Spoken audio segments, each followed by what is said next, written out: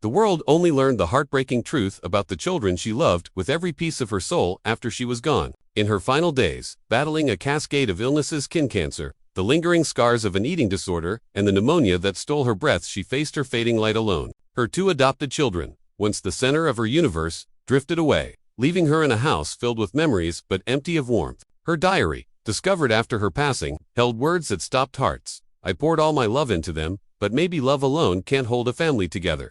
How did a woman who gave so much end up so alone? Stay with me to uncover the story. She sat in her Los Angeles home, sunlight spilling through the windows, casting golden patches on the hardwood floor. The air was still, broken only by the faint ticking of a clock. On the table before her lay a stack of legal papers and the pen she'd used for decades, its weight familiar in her trembling hand. At 78, she was signing her will, a final act of love for her 2 adopted children. It wasn't just about money, it was her way of saying, "I've always seen you, even when you couldn't see me." Her estate, worth millions, included homes filled with art, scripts, and memories from a life spent under Hollywood's bright lights. She had no partner, no one to share her final days. Everything she'd built, she left to her children, hoping they'd feel her love long after she was gone. Her lawyer asked if she wanted to leave anything to charity. She nodded, her voice soft but certain. Give 1/3 to a fund for single mothers and forgotten artists, people who shone brightly, then faded in silence. She'd known them, seen their struggles, felt their invisibility. If I can leave anything behind, she said, let it be kindness for those the world overlooked. As the lawyer read the will aloud, she sat quietly, a lightness in her chest. When asked if she wanted to include anyone else, she shook her head. Everyone who mattered already has a piece of me. My loves, my losses, my children, they carry it all. She added a message for her kids. I gave you each my love, shaped to what you needed, one for the past, one for the future. Signing her name felt heavier than any role she'd ever played. It was her final scene, the curtain closing on a life of brilliance and heartbreak. She looked at the words she'd written, to my children, with love forever. That night, she sat by the window, a glass of wine in hand, staring at old photos. Her daughter at 10, grinning in her arms. Her son, shyly hiding behind her skirt. I did my best, she whispered, her voice breaking. I hope you know. But what she didn't know was that this act of love would unravel into her deepest sorrow. If this story touches your heart, please share it to honor a woman whose love burned bright, even in the shadows. She'd adopted her daughter in the mid-90s, her son a few years later. Becoming a mother changed everything. She'd played countless roles, lovers, dreamers, broken souls, but nothing prepared her for the raw, unscripted love of holding her children. Sleepless nights, laughter-filled mornings, and learning their cries, hunger, pain, or just needing her close taught her what it meant to live for someone else. She was over 50 when her son arrived, joking, I may not be young, but I can still catch a kid before they fall. Their home overflowed with books, old film stills, and the scent of coffee. She taught them to feel the world, not just see it, in unsent letters. She wrote to them, you taught me to listen, to be patient. You gave me a role I never wanted to end. She brought home stones from film sets, snapshots of fleeting moments, saying, so you'll always know where home is. Her love was quiet, steady, like the glow of a nightlight. To a friend, she once said, being a mother isn't a job, it's a miracle. They didn't come from me, but they made me whole. But as her children grew, cracks formed. They pulled away, their visits rare, their calls brief. The house, once alive with their voices, grew silent.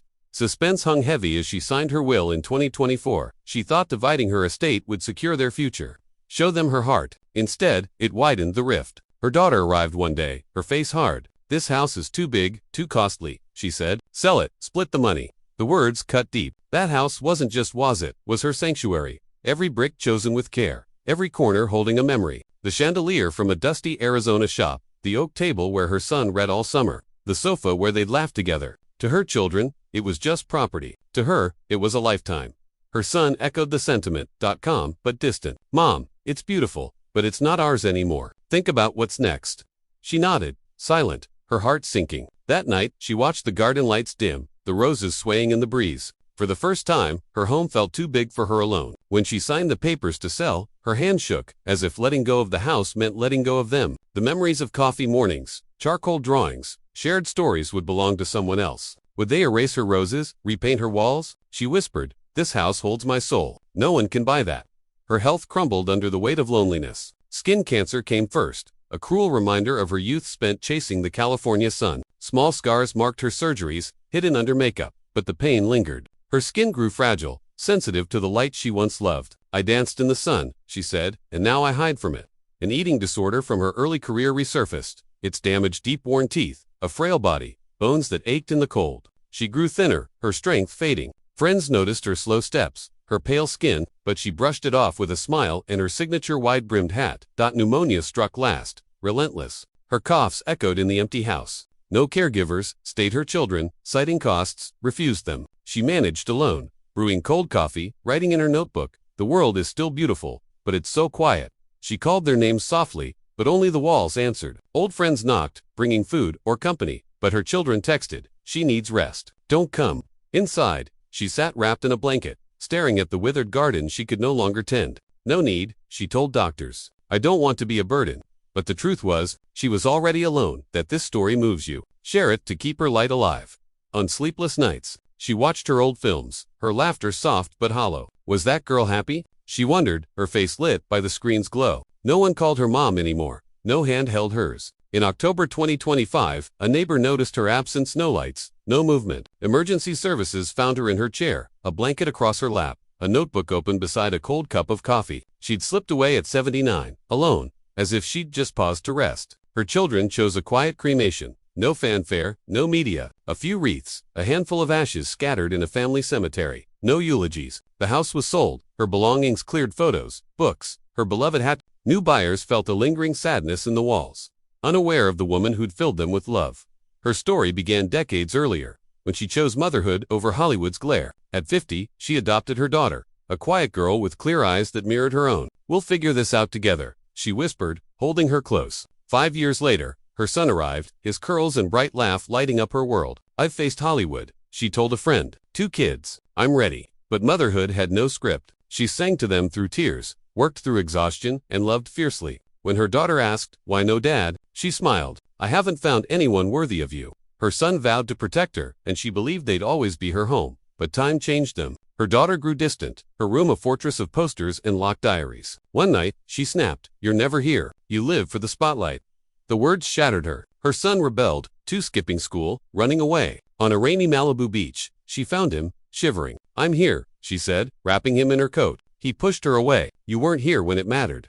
Their love, once pure, was buried under years of hurt. In her final years, her daughter married, her son left for Europe, promising calls that never came. She waited, her phone silent, her heart heavy. Her diary's last words read, "I loved with everything I had, but maybe it wasn't enough to make them stay."